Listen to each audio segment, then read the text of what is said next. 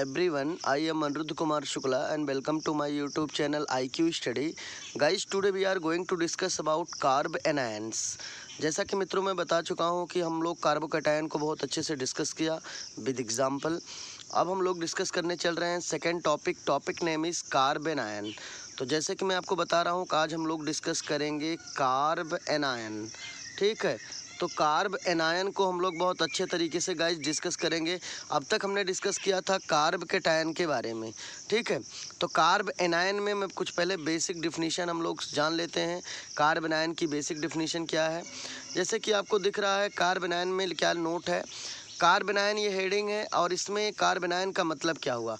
Carb means carbon, anion means negative charge, those carbon which contain negative charge, then this is called carb anion. तो guys जैसा कि मैं आपको बताया कि जैसे हम लोग कार्बोकैटायन में डिस्कस किया था, कार्बोकैटायन में कार्ब का मतलब कार्बन और कैटायन मीन्स पॉजिटिव चार्ज। तो इस हिसाब से वो कार्बोकैटायन के बारे में हमने अच्छे से डिस्कस किया था। लेकिन आज हम लोग जो डिस्कस करने चल रहे हैं कार्ब एनायन।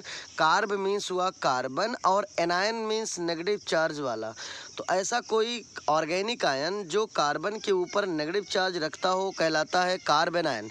तो ये आपको बहुत अच्छे से क्लियर हो गया होगा। अब मैं आपको बताने चल रहा हूँ थोड़ा सा डिफिनीशन, आप लोग अच्छे से देख लीजिए। कार्ब एनायन की डिफिनीशन है the organic ion carrying negative charge on carbon atom called carbon ions. जैसा कि मैं आपको अभी बताया, क्या बताया, the organic ions carrying negative charge on carbon atoms called carbon ions. अब इसमें सेकंड पॉइंट क्या है गाइज, आप देख रहे हो। सेकंड है they are very reactive and short lived, ठीक है। जो कार्ब एनायन होते हैं वेरी रिएक्टिव होते हैं एंड शॉर्ट लिव्ड होते हैं। कुछ एग्जाम्पल भी आप देख रहे हो, जैसे कि एग्जाम्पल है CH3 माइनस में आपको दिख रहा होगा कार्बन के ऊपर नेगेटिव चार्ज है, ठीक है। तो आपको ये चीज़ अच्छे से समझ में आ रहा होगा। तो जैसा कि मैं बताया कि आप लोग एग्जाम्पल देख रहे हैं, एग्जाम्पल में आपको दिख रहा है, दिया है आपको के सामने नोट है CH3 ऊपर एक माइनस, और आपको मालूम है जहाँ पे किसी भी ग्रुप के ऊपर अगर 1 माइनस का चार्ज है, इसका मतलब वहाँ पे एक शेयर्ड पेड इलेक्ट्रॉन है। शेयर्ड पेड इलेक्ट्रॉन से ही 1 माइनस का चार्ज आता है, ठीक है। तो आप कह सकते हो वहाँ पे 1 एक लोन पेयर भी है, ठीक है। लोन पेयर का चाहे बोलिए 1 लोन पेयर में भी 2 इलेक्ट्रॉन है, 1 माइनस में भी 2 ही इलेक्ट्रॉन है। तो यहाँ ये आपको यही समझना है कि जैसे कि आपको मैं बताया कि CH3 के ऊपर अगर 1 माइनस का चार्ज है, इसका मतलब CH3 के ऊपर एक लोन पेयर इलेक्ट्रॉन है या एक शेयर्ड पेड इलेक्ट्रॉन प्रेजेंट है। तो गाइज इसका नाम होगा मेथाइल कार्ब एनायन, और ऐसे इसी प्रकार से इसका भी नाम होगा इथाइल कार्ब एनायन, ठीक है। तो आपको अच्छे से समझ में आ गया होगा। हम लोग आगे चलते हैं। तो गाइस कुछ और एग्जांपल हम लोग देखते हैं, और एग्जांपल जैसे दिया है आइसोप्रोपाइल कार्ब एनायन, ठीक है। आइसोप्रोपाइल में कंडीशन में आपको पिछले वीडियो में बताया था आइसो एंड नियो का फॉर्म, ठीक है। यदि हाइड्रोकार्बन से 2 साइड में सेम एल्किल लगे हों तो ये हमारा कहलाता है आइसो ग्रुप, ठीक है। और इसी हाइड्रोकार्बन में 2 से अधिक अगर सेम ग्रुप लग गए तो फॉर्म इसका नियो ग्रुप। जैसे कि आप देख रहे हैं यहाँ से इस हाइड्रोकार्बन में 2 से अधिक सेम ग्रुप लग गए तो ये हमारा कैसा फॉर्म हुआ, नियो ग्रुप फॉर्म हुआ। आपको दिख रहा है इस हाइड्रोकार्बन से देखिए ये 3 अलग सेम ग्रुप लग गए तो ये नियो फॉर्म। एक और भी अगर इधर हाइड्रोजन हटा दिया जाए तो एक अगर और CH3 लगा दिया जाए तो ये भी सेम ग्रुप, ये भी नियो फॉर्म होगा। आइसो की केवल एक कंडीशन होती है, हाइड्रोकार्बन से केवल 2 साइड देखा जाता है। 2 साइड में यदि सेम ग्रुप है तो इसका फॉर्म होगा आपका कैसा फॉर्म मैं आपको बता रहा हूँ, आइसो फॉर्म होगा, ठीक है। गाइज हम लोग आगे चलते हैं। अब अगला एग्जाम्पल हम लोग देखते हैं, ये हमारा है बेंजाइलिक कार्ब एनायन। अगला आपको दिख रहा है कुछ कंडीशन और भी इसमें है, 1 मिनट, यस, कुछ कंडीशन और भी इसमें है, आपको दिख रहा होगा अच्छे से। ये एग्जाम्पल है, यहाँ पे sp2 थोड़ा समझिएगा, यहाँ पे CH है, डबल बॉन्ड है, फिर CH2 है और CH पे नेगेटिव चार्ज है। थोड़ा फिर से मैं बना रहा हूँ, आप लोग देखते रहिएगा। यहाँ पे CH है, फिर डबल बॉन्ड है, फिर हमारा CH2 है। तो कहने का सेंस यहाँ पे ये हुआ मित्रों कि कार्बन पे नेगेटिव चार्ज है। तो यहाँ कंडीशन है एलाइलिक की, एक बिनाइलिक की, आपको ये चेक करना है। तो आपको देखना है कि जिस कार्बन पे नेगेटिव चार्ज है यहाँ पर कार्बन की बैलेंसी जो है अभी इनकम्प्लीट है, ठीक है। किसी न किसी साइड से किसी से अटैच होगा, अटैच सपोज करिए किसी से इधर अटैच हुआ तो कंडीशन होता है कि हम लोग देखते हैं कि जिस ग्रुप से अटैच होगा उस ग्रुप से, थोड़ा और समझिएगा, जैसे यहाँ पे मैं थोड़ा बताना चाह रहा हूँ, ये कोई ग्रुप है मान लो, तो जिस ग्रुप से ये कार्बन अटैच होगा, ये कार्बन अटैच होगा, तो उस ग्रुप से इस लगे कार्बन पे देखा जाता है, यदि इस कार्बन पर सभी सिंगल बॉन्ड हैं तो sp3 हाइब्रिडाइजेशन होगा, और यदि कार्बन पे डबल बॉन्ड होगा तो sp2 होगा, ट्रिपल बॉन्ड होगा तो sp होगा। तो आपको ये समझ में आ रहा होगा। मैं आपको ये बता रहा हूँ कि इस ग्रुप से जो ये कार्बन ग्रुप लगा है माइनस चार्ज वाला, यहाँ पे देख रहे हैं डबल बॉन्ड है, तो इसका मतलब यहाँ पे sp2 हाइब्रिडाइजेशन है, आगे भी sp2 है, ठीक है। तो आपको हमको ये समझना है रूल क्या होता है कि किसी ग्रुप से लगा कार्बन यदि सिंगल बॉन्डेड है तो sp3 होगा, और उसके बाद वाला कार्बन डबल बॉन्डेड है तो sp2 होगा। यदि ऐसा कंडीशन हुआ तो कंडीशन एलाइलिक की होगी, ठीक है, एलाइलिक की कंडीशन होगी। लेकिन सपोज करिए किसी ग्रुप से लगा कार्बन यदि डायरेक्ट डबल बॉन्डेड हो, डबल बॉन्डेड का मतलब sp2 हो, ठीक है, तो समझते रहिएगा, किसी ग्रुप से लगा कार्बन जो है, ठीक है, किसी ग्रुप से लगा कार्बन डायरेक्ट sp2 हो, ठीक है, तो वो हमारा कहलाता है कंडीशन फॉर विनाइलिक, ठीक है। तो यही हमको आपको यहाँ समझना है। तो यहाँ पे जैसे देखिएगा, यहाँ सपोज करिए कोई ग्रुप लगा है, ठीक है, फिर से मैं दिखा दे रहा हूँ आपको। आप सपोज करिए कि यहाँ पे इस कार्बन से कोई ग्रुप लगा हुआ है, तो इस कार्बन पे देख रहे हैं डायरेक्ट डबल बॉन्ड है, तो इसका मतलब यहाँ पे हाइब्रिडाइजेशन sp2 है, ठीक है। तो जब किसी ग्रुप से लगा कार्बन डायरेक्ट sp2 हो तो वो कंडीशन होती है विनाइलिक कार्बन आयन की, ठीक है। और जो अभी मैं एलाइलिक की कंडीशन बताया, देखिएगा, सपोज करिए यहाँ कोई ग्रुप लगा, तो ग्रुप से लगे कार्बन पे देख रहे हैं सिंगल बॉन्डेड है, इसका मतलब जो हाइब्रिडाइजेशन है वो है हमारा sp3 होगा, और उसके बाद है हमारा sp2, ठीक है, मतलब उसके बाद डबल बॉन्ड है। तो आपको दिख भी रहा होगा, यहाँ पे जैसे कोई ग्रुप लगा है, मैं फिर से बता रहा हूँ, ग्रुप पे सिंगल बॉन्ड है तो sp3 होगा, उसके बाद डबल बॉन्ड है तो sp2 होगा। तो ये कंडीशन होती है एलाइलिक की। किसकी कंडीशन होती है? एलाइलिक की, ठीक है। तो यहाँ पे नेम भी नीचे नोट है, आप लोग अच्छे से देख रहे हो, नेम क्या लिखा है? Allylic carbon ion. तो गाइज आपको ये भी अच्छे से क्लियर हो गया होगा। अब मैं थोड़ा डिस्कस कर लेता हूँ condition for allylic and vinylic carbon ion. तो जैसे कि मैं अभी जो बताया वही कंडीशन है। जैसे एक सपोज करिए कि क्लोरीन कोई ग्रुप है, क्लोरीन से लगा कार्बन सिंगल बॉन्डेड है, तो यहाँ पे sp3 हाइब्रिडाइजेशन होगा।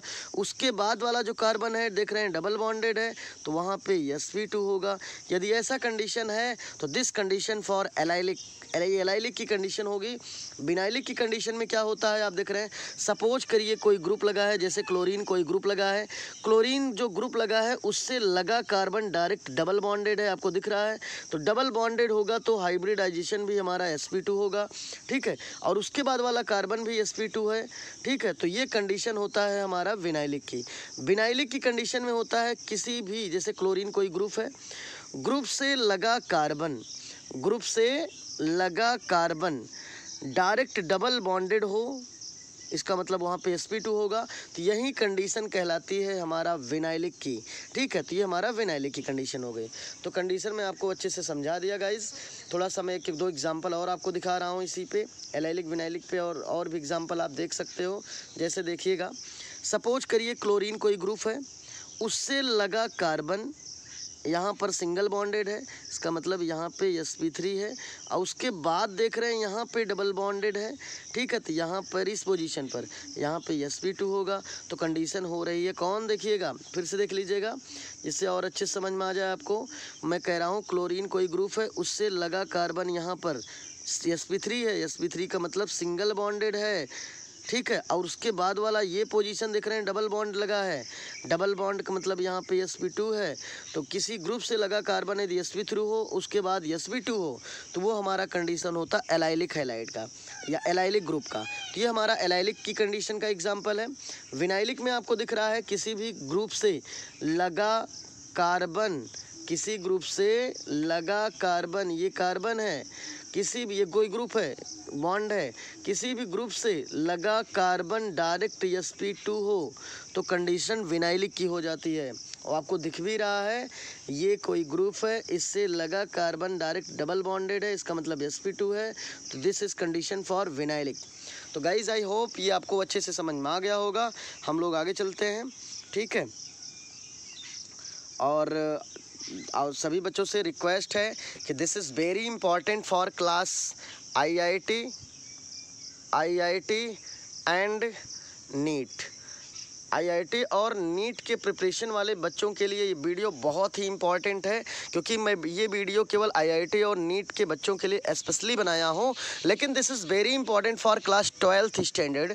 ये क्लास 12th के बच्चों के लिए भी बहुत इंपॉर्टेंट है। इसलिए जो लोग, जो मित्र, जो भाई बहन हमारे चैनल को अभी सब्सक्राइब नहीं किए हैं, तो लोग प्लीज़ हमारे चैनल को like and subscribe and share भी करिए।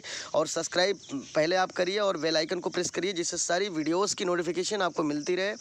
तो चैनल का नाम जो लोग अभी नहीं जानते हैं वो लोग जान लीजिए। चैनल का नाम है IQ स्टडी। आगे आप सर्च करेंगे बाई, अब मेरा नाम इसके बाद थोड़ा सही से आप नोट करेंगे, अनिरुद्ध, ANURUDDH। स्पेलिंग गलत नहीं होना चाहिए, ठीक है। स्पेलिंग बहुत केयर करिएगा। स्पेलिंग AN है, ये ANURUDDH। आगे आप IQ स्टडी बाई अनिरुद्ध, आगे आप लिख लीजिएगा शुक्ला। तो IQ study by Anirudh Shukla आप सर्च करेंगे, हमारी सारी वीडियोस आ जाएंगी। और सारी वीडियोस या आप ऐसे भी सर्च कर सकते हैं, chemistry classes by Anirudh Shukla, लेकिन अनिरुद्ध की स्पेलिंग गलत मत करिएगा, नहीं तो वीडियोस किसी का और आएगा। तो अनिरुद्ध शुक्ला आप करेंगे तो हमारा सारी वीडियोज़ आएंगी, और आप बेल आइकन को प्रेस करके सारी वीडियोस को आप क्रम से देख सकते हैं। मैंने प्लेलिस्ट में जो है बायोमॉलिक्यूल चैप्टर के करीब लेक्चर 18 लेक्चर अभी तक है, वो सारी लेक्चर को मैंने कंटिन्यूअसली कर दिया। आप लोग देखेंगे तो क्रम से वीडियोस आपको मिलती रहेंगी, आपको ढूंढना नहीं पड़ेगा। ओके गाइस, अब हम चलते हैं अपने टॉपिक पे। जैसे कि अब हम लोग डिस्कस करने चल रहे हैं थोड़ा सा उसी से रिलेटेड, और भी बहुत सारे टॉपिक हैं। अब आगे क्या हमें डिस्कस करना है, अभी तक तो हमने डिस्कस किया भाई बहुत बढ़िया बढ़िया टॉपिक। जैसे कि अभी तक हमने डिस्कस किया कि कंडीशन, इसका डिस्कस कर लिया, एलाइलिक विनाइलिक की। अब हम डिस्कस करने चल रहे हैं कार्ब एनायन में अगला, कि जो कार्ब एनायन होते हैं वो डाई मैग्नेटिक नेचर के होते हैं। Carb anion are diamagnetic in nature. तो कार्ब एनायन का नेचर डाई मैग्नेटिक होता है। आगे जैसे CH3 में जो माइनस है, वहाँ पे एक माइनस में 2 इलेक्ट्रॉन होते हैं, this is behave like as lone pair, और you can say this is behave like as bond pair electron, वो बॉन्ड पेयर इलेक्ट्रॉन होते हैं। तो गाइज आपको ये चीज़ अच्छे से यहाँ पे दिख भी रहा होगा, ठीक है। और आगे मैं कुछ एग्जांपल और भी लिया हूँ। NH3 का एग्जांपल आप देखिएगा, NH3 का एग्जांपल आपको दिखाया जा रहा है। NH3 के एग्जांपल में थोड़ा सा आपको एक चीज़ सबसे इम्पॉर्टेंट ये केयर करना है कि देखते रहिएगा। जैसे कि ये नाइट्रोजन है, नाइट्रोजन से आप देख रहे हैं एक बॉन्ड इधर है और एक बॉन्ड इधर है, बीच में इसका बॉन्ड एंगल कितना आपको दिख रहा होगा वीडियो में, बॉन्ड एंगल है 107.8 डिग्री, ठीक है। ये इसका बॉन्ड एंगल है, और ये अभी मैं आपको समझा दूंगा, आपको अच्छे से आ जाएगा। यहाँ पे H लगा है। तो जब कभी भी एक चीज़ अच्छे से पहले आप लोग जान जाइएगा, जब कभी भी ये नाइट्रोजन है और नाइट्रोजन के ऊपर एक लोन पेयर है, ठीक है, और ये लोब्स में रहता है ऐसे, ठीक है। और जब कभी इसका स्ट्रक्चर बनाना हो तो लुक लाइक एज स्ट्रक्चर कुछ ऐसे बनता है, ठीक है, ये फिर इधर से ऐसे, ठीक है। तो ये इसका कुछ शेप होता है। तो मैं ये बताना चाह रहा हूँ कि इसमें जो अटैचमेंट होता है, इसमें 3 टाइप का अटैचमेंट होता है। मैं थोड़ा वहीं आपको बताना चाह रहा हूँ, थोड़ा सा आप लोग अच्छे से देख लीजिएगा, ठीक है।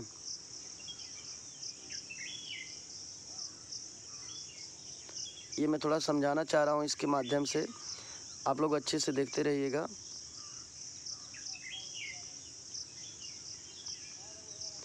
देखिएगा, आप लोग सोच रहे होंगे सर ये क्या है, तो मैं आपको यहीं समझा रहा हूँ। देखिएगा, जो नाइट्रोजन से देख रहे हैं 3 टाइप के हाइड्रोजन अटैच हैं, 1 2 3 से 3 साइड से हाइड्रोजन अटैच हैं, और तीनों का जो बॉन्ड मेकिंग प्रक्रिया है थोड़ा सा चेंज है। जैसे कि आप देख रहे हैं नाइट्रोजन से ये जो बॉन्ड लगा हुआ है इसको कहते हैं नॉर्मल लाइन। नाइट्रोजन एक हाइड्रोजन से नॉर्मल लाइन से अटैच है, और दूसरे हाइड्रोजन से जो अटैच है देख रहे हैं काली में मोटी, जैसे बहुत ज़्यादा बॉन्ड आपको काफ़ी जो है चौड़ा दिख रहा होगा ना। तो यहाँ पे इसको बोलते हैं इंग्लिश में सॉलिड वेड्ज, ठीक है। इसको बोलते हैं नॉर्मल लाइन, जो एकदम सीधी लाइन में आपको स्ट्रक्चर दिख रहा है। का नाइट्रोजन से सिंगल बॉन्ड से हाइड्रोजन अटैच है, तो इसको बोलते हैं नॉर्मल लाइन। नाइट्रोजन से जो आपको ऐसे दिख रहा है इस तरीके से बॉन्ड का अटैचमेंट, ठीक है। और सॉरी 1 मिनट, थोड़ा सा मैं दूसरे से कलर से बना के दिखाऊँ आपको। ये देखिएगा इस तरीके से कुछ ऐसे, ये जो आपको दिख रहा है इस तरीके से, इसको बोलते हैं हम लोग सॉलिड वेड्ज, ठीक है। और एक साइड से आपको दिख रहा होगा ये डैश डैश के रूप में है, तो इसको बोलते हैं डैश वेड्ज। तो नाइट्रोजन से हाइड्रोजन 3 साइड से अटैच है, तीनों अलग अलग बॉन्ड से है। जैसे एक बॉन्ड होगा नॉर्मल लाइन, दूसरा सॉलिड वेड्ज, तीसरा आप कह सकते हैं डैश वेड्ज, ठीक है। थोड़ा सा इसमें एक दो चीज़ और देखना है कि नाइट्रोजन में बॉन्ड एंगल होता है 107.8 डिग्री, और जो बॉन्ड लेंथ होता है, बॉन्ड लेंथ का मतलब ये हुआ कि नाइट्रोजन और हाइड्रोजन के बीच का जो बॉन्ड लेंथ है ये होता है 101.7 पिकोमीटर। तो गाइज़ ये आपको अच्छे समझ में आ रहा होगा। तो यहाँ पे यार नोट भी है, आप देख रहे हैं, ये है, देखिएगा, नाइट्रोजन और हाइड्रोजन के बीच का जो बॉन्ड लेंथ है ये है 101.7 पिकोमीटर है, क्योंकि बॉन्ड लेंथ पिकोमीटर में मेज़र किया जाता है, ठीक है। तो थोड़ा सा स्ट्रक्चर पे हम लोग फोकस करते हैं। ये स्ट्रक्चर जैसे कि मैं आपको अभी बताया, ये स्ट्रक्चर कुछ इस तरीके का NH3 स्ट्रक्चर मेक करता है, ठीक है। और आगे हम लोग चलते हैं। अब यहाँ पे है फैक्टर। अब हम लोग जो कार्बो एनायन के बारे में डिस्कस करने चल रहे हैं गाइस, वो बहुत ही इंपॉर्टेंट टॉपिक अब डिस्कस करने चल रहे हो, जिसका नाम है factor affecting stability of carb anion. Factor affecting stability of carb anion का मतलब समझिएगा, किसी भी carb means carbon, anion means negative charge, ऐसा those organic ion which contain negative charge on carbon atom, then this is called carbon ion. तो इसका मतलब समझिएगा, कह रहा है कि factor affecting stability of carbon ion, किसी भी ऑर्गेनिक आयन में कार्बन के ऊपर जो नेगेटिव चार्ज है उसके ऊपर कितने फैक्टर, उसकी स्टेबिलिटी के ऊपर कितने फैक्टर अफेक्ट कर सकते हैं। इसका मतलब ये हुआ कि factor affecting stability of carbon ion means हुआ कि किसी भी ऑर्गेनिक आयन में, ठीक है, जो ऑर्गेनिक आयन में जो कार्बन के ऊपर नेगेटिव चार्ज होता है जिसको कार्बन आयन बोलते हैं, उसकी स्टेबिलिटी को बताने के लिए उस पर कितने प्रकार के फैक्टर अफेक्ट कर सकते हैं वो आपको पहले अंडरस्टैंड करना है। तो यही हम लोग डिस्कस करेंगे सबसे पहले, कि जैसे मैं आपको बताया कि हम लोग डिस्कस करेंगे factor affecting stability of carbon ion.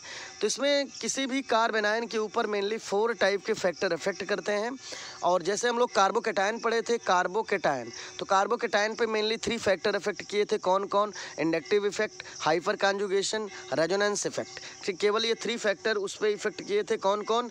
1 2 3, ठीक है। ये 3 टाइप के फैक्टर इफेक्ट किए थे कार्बोकैटायन के ऊपर। लेकिन हम लोग पढ़ क्या रहे हैं? हम लोग इस समय स्टडी कर रहे हैं, हम लोग प्रिपरेशन कर रहे हैं किसकी? कार्ब एनायन की। तो हम लोग गाइस, जैसा कि मैं बताया कि हम लोग आज डिस्कस कर रहे हैं कार्ब एनायन। और ये कार्ब एनायन, सॉरी यहाँ पे मैंने कैटायन दिखाया, ये है कार्ब एनायन पे हम लोग डिस्कस कर रहे हैं स्टूडेंट्स। तो कार्ब एनायन का ये लेक्चर फर्स्ट है और इस पर प्रयास रहेगा कि 2-3 लेक्चर में ख़त्म हो जाए, क्योंकि भाई समझाने में, बताने में, ठीक है, और ये थोड़ा सा वीडियो भी बड़ा हो जाता है। तो इसलिए कार्ब एनायन को हम लोग डीप में डिस्कस कर रहे हैं, तो थोड़ा सा समय ना, टाइम पीरियड का जो है बाउंडेशन नहीं हो पाएगा, थोड़ा सा 2-3 लेक्चर में ख़त्म होगा ये। तो मैं आपको ये बताना चाह रहा हूँ कि जैसे जो कार्ब एनायन होता है, ठीक है, कार्ब एनायन मीन्स कार्बन के ऊपर नेगेटिव चार्ज। तो कार्ब एनायन को कहते हैं इलेक्ट्रॉन। एक चीज़ और मैं बताना भूल गया, आपको जान लीजिए। जैसे कार्ब कैटायन है तो कार्बोकैटायन को कहते हैं इलेक्ट्रॉन, कार्बन के ऊपर पॉजिटिव चार्ज है तो उसको बोलेंगे इलेक्ट्रॉन डेफिशिएंट स्पीसीज, ठीक है। This is behave like as electrophile, ठीक है। थोड़ा समझना हमको, आपको गाइज, ये है carbocation. Carb means carbon, cation means positive charge. तो पॉजिटिव चार्ज इंडिकेट करता है इलेक्ट्रॉनों की डेफिशिएंसी को। इसका मतलब जो कार्बोकैटायन ग्रुप होता है वो एक इलेक्ट्रॉन डेफिशिएंट स्पीसीज होता है, ठीक है। और इलेक्ट्रॉन डेफिशिएंट स्पीसीज होता है जिसको इलेक्ट्रॉन लवर भी बोला जाता है, ये है कार्बोकैटायन। लेकिन जो हम लोग जो डिस्कस कर रहे हैं, हम लोग आज के वीडियो में डिस्कस कर रहे हैं कार्ब एनायन के बारे में। एनायन मीन्स नेगेटिव चार्ज, और नेगेटिव चार्ज वहाँ पे होगा जहाँ इलेक्ट्रॉन रिच होंगे, जहाँ पे इलेक्ट्रॉन एफिशिएंट होंगे। तो गाइज आपको ये समझना है, कार्ब एनायन मीन्स हुआ इलेक्ट्रॉन रिच स्पीसीज, और इन another word you can say that about carb anion.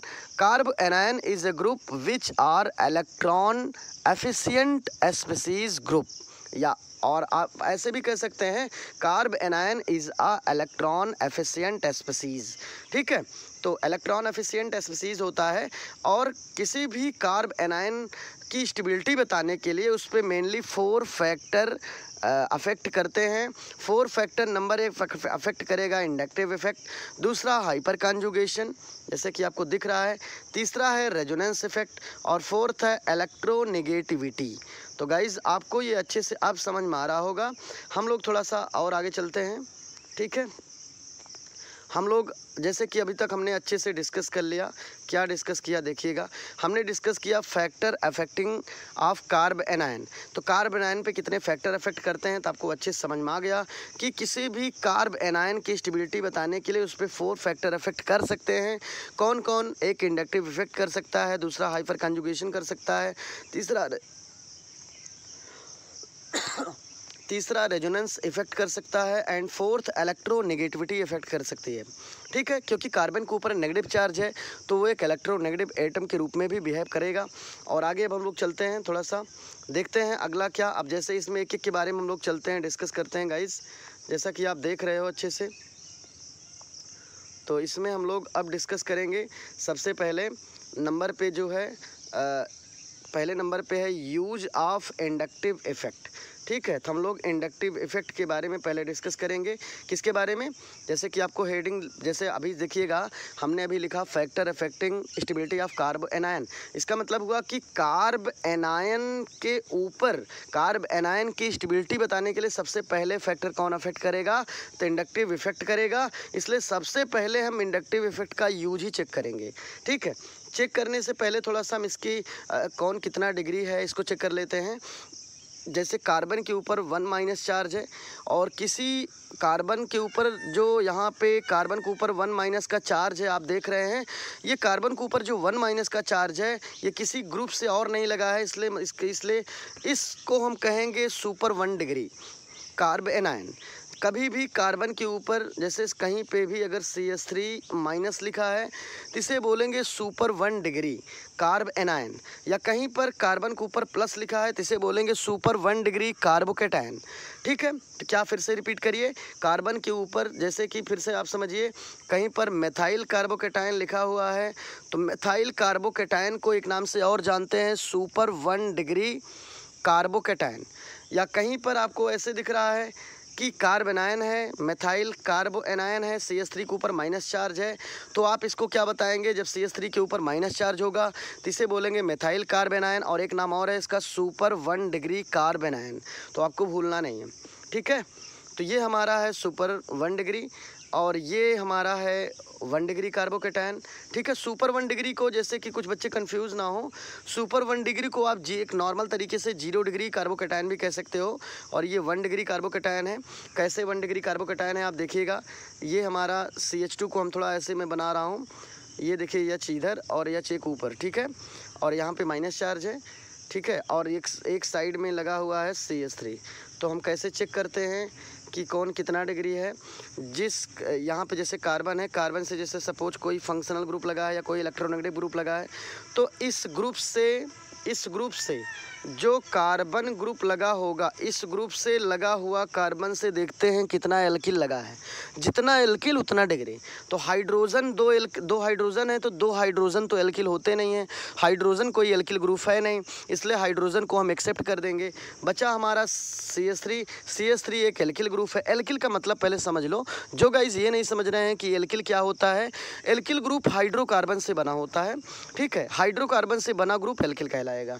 तो ये हमारा एक एल्किल ग्रुप है। कितना एल्किल लगा है? किसी ग्रुप या कोई जैसे ग्रुप का मतलब कोई फंक्शनल ग्रुप हुआ, कोई इलेक्ट्रोनेगेटिव एटम हुआ, उससे लगा कार्बन, ठीक है, उससे लगा कार्बन आपका ये है, उससे लगे कार्बन से, ठीक है। फिर से मैं बताऊं, किसी भी फंक्शनल ग्रुप या कोई इलेक्ट्रोनेगेटिव ग्रुप से लगा कार्बन, उस कार्बन से जो हमारा कोई एल्किल ग्रुप लगा होगा, उस एल्किल ग्रुप से देखते हैं कि जैसे कोई फंक्शनल ग्रुप या कोई इलेक्ट्रोनेगेटिव ग्रुप से जो कार्बन लगा है उससे कितने एल्किल ग्रुप लगे हैं। जैसे यहाँ पे 2 हाइड्रोजन लगा है तो दोनों हाइड्रोजन एल्किल तो है नहीं, एल्किल केवल 1 है, तो जितना एल्किल उतना डिग्री, तो यहाँ पे केवल 1 डिग्री होगा, ठीक है। तो आपको ये समझ में आ रहा होगा, ये हमारा 1 डिग्री, ये है हमारा 2 डिग्री, क्योंकि इस कार्बन से 2 एल्किल लगे हैं तो 2 डिग्री, और 3 एल्किल लगे हैं तो 3 डिग्री कार्बोकेटायन। अब देखिए यहाँ, sorry, carbo anion not carbocation ना, it is very very really sorry. Sorry, यहाँ पे कार्बोकैटायन नहीं, कार्बो एनायन है, ठीक है, क्योंकि ये कार्ब एनायन है, क्योंकि नेगेटिव चार्ज है तो ये हमारा होगा सुपर 1 डिग्री कार्ब एनायन, ये हमारा 1 डिग्री कार्ब एनायन, ये हमारा 2 डिग्री कार्ब एनायन और ये हमारा 3 डिग्री कार्बो एनायन। तो गाइज आपको ये अच्छे से क्लियर हो गया होगा। और यहाँ पे स्टेबिलिटी जो होती है कार्बोकैटायन का उल्टा होता है। कार्बोकैटायन में जो होगा उसका यहाँ पे थोड़ा सा अपोजिट दिखेगा आपको। जैसे कार्बोकैटायन में, ठीक है, हाईली स्टेबल ये है, लेकिन यहाँ पर क्या होता है कार्बो एनायन के केस में, कार्बो एनायन में सबसे ज़्यादा हाईली स्टेबल आपका मेथाइल कार्बो एनायन होगा, फिर एथाइल कार्बो एनायन होगा, फिर 2 डिग्री कार्बो एनायन होगा और सबसे कम स्टेबिलिटी किसकी होगी, 3 डिग्री कार्बो एनायन की। और जिसकी सबसे कम स्टेबिलिटी होगी वहीं हाईली रिएक्टिव होगा। तो गाइज़ ये आपको अच्छे से समझ में आ गया होगा। तो गाइज़ जैसे कि आपको ये अच्छे से समझ में आ गया, ठीक है, अब थोड़ा सा हम लोग और अच्छे आगे चलते हैं। और ये आपको स्टेबिलिटी ऑर्डर भी दिख रहा होगा अच्छे से। थोड़ा सा मैं कलर दूसरे कलर में आपको दिखा दे रहा हूँ। ये है स्टेबिलिटी ऑर्डर, आपको दिख रहा होगा अच्छे से, ये स्टेबिलिटी ऑर्डर है, ठीक है। मतलब सबसे हाईली स्टेबल हमारा मेथाइल कार्बोकैटायन है, कार्बो एनायन है, और इसको कहेंगे सुपर 1 डिग्री कार्ब एनायन। इसके बाद इथाइल कार्बो एनायन है, इसके बाद 2 डिग्री कार्ब एनायन है, और सबसे कम स्टेबल कौन है आपका 3 डिग्री कार्बो एनायन। और जो सबसे कम स्टेबल होता है वहीं हाईली रिएक्टिव होता है। तो अगर आपसे रिएक्टिविटी पूछ ली जाए कौन हाईली रिएक्टिव है, तो आपका थोड़ा सा ऑर्डर दूसरे साइड में हो जाएगा। आपका ऑर्डर हो जाएगा 3 degree is highly reactive, then 2 degree, 2 degree is highly reactive, then 1 degree, and सबसे कम रिएक्टिव होगा मेथाइल कार्ब एनायन।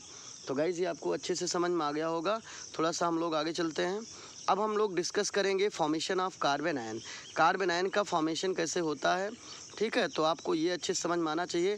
हम लोग बहुत इंपॉर्टेंट टॉपिक अब चल रहा है, formation of carb anion. Carb anion कैसे बनेगा, ठीक है। तो कैसे आप फॉर्मेशन करोगे, किसी कार्ब एनायन का फॉर्मेशन कैसे करोगे, ठीक है। तो फॉर्मेशन कैसे करोगे, थोड़ा सा इसके लिए कुछ रूल है। रूल हम लोग पहले पढ़ लेते हैं। रूल को सबसे पहले अंडरस्टैंड करेंगे अच्छे से, इसके बाद हम लोग एग्जाम्पल देखते हैं, ठीक है। तो चलिए रूल देखते हैं हम लोग पहले। रूल क्या है, तो पहले आप इसको नोट्स में जो बच्चे नोट कर रहे हैं वो लोग अच्छे से नोट कर लें। आप देखिएगा, सबसे पहले हेडिंग लिखिए फॉर्मेशन ऑफ कार्ब एनायन। कैसे फॉर्मेशन होगा, इसका पहला पॉइंट है when covalent bond in which carbon is linked to less electronegative atom और ग्रुप।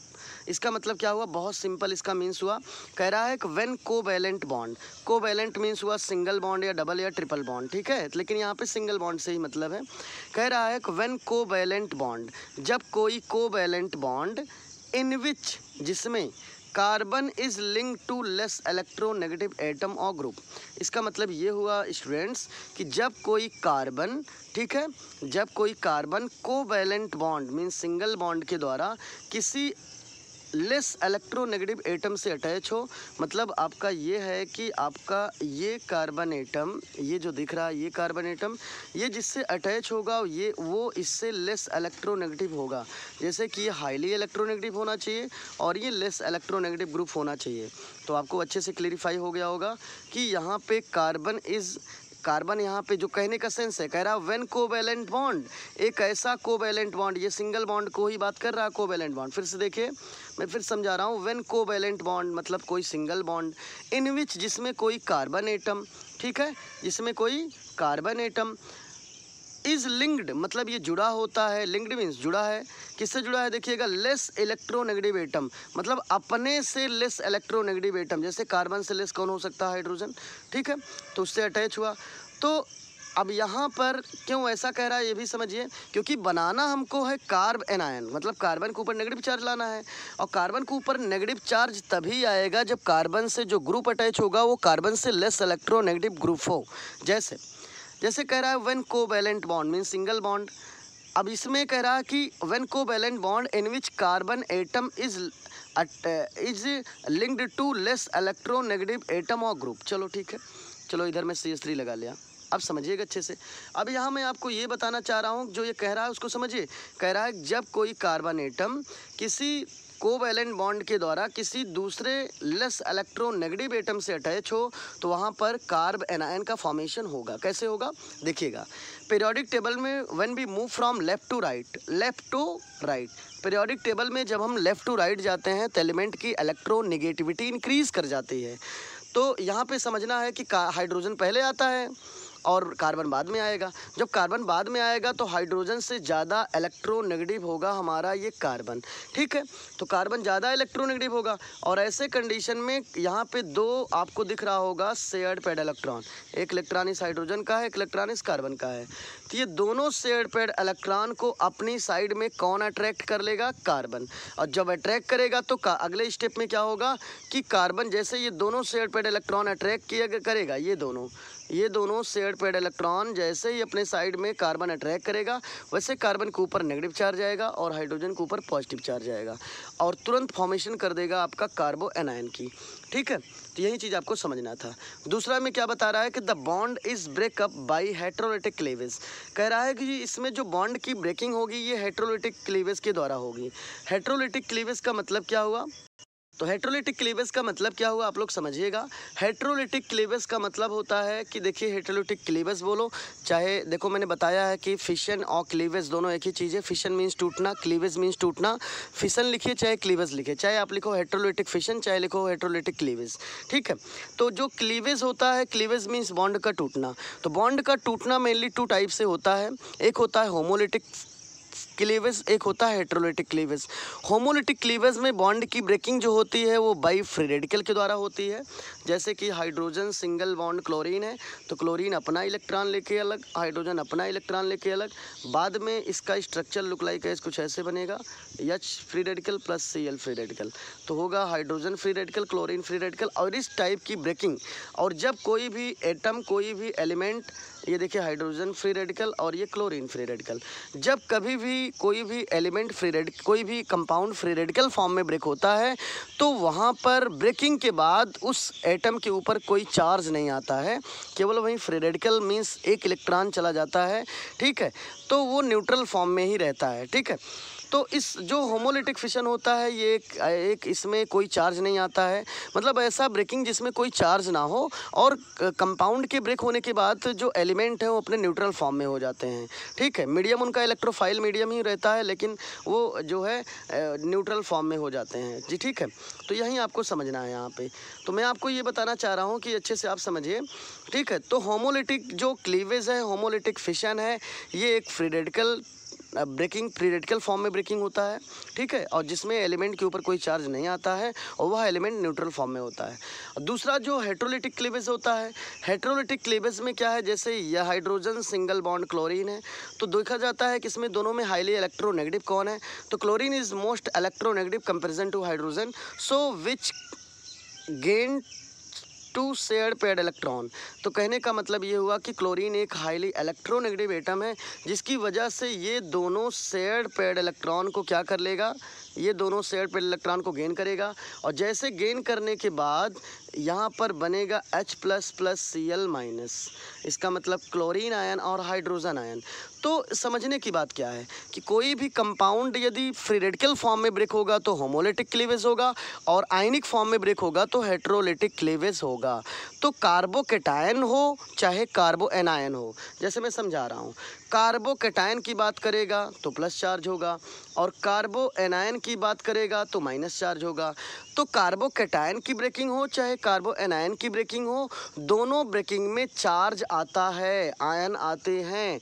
तो इस प्रकार से कार्बोकैटायन हुआ चाहे कार्बो एनायन हुआ, ये दोनों ब्रेकिंग हेट्रोलिटिक क्लीवेज के द्वारा ही होती हैं क्योंकि इनके ऊपर आयनिक चार्ज आता है और जब आयनिक चार्ज होगा तो ब्रेकिंग कहलाएगा हेट्रोलिटिक क्लीवेज, ठीक है। तो आई होप आपको ये अच्छे से क्लियर हो गया होगा।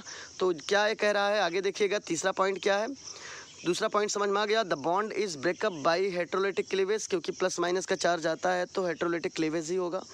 तीसरा पॉइंट कह रहा है कि the carbon atom takes away both bonding electron and acquires negative charge while other atom lose its electron। it means क्या बता रहा है, कह रहा the carbon atom away both bonding electrons and acquire negative charge. कह रहा है कि जब हम लोग कार्बो एनायन बनाते हैं तो वहाँ पर कार्बन के ऊपर नेगेटिव चार्ज आता है, ठीक है।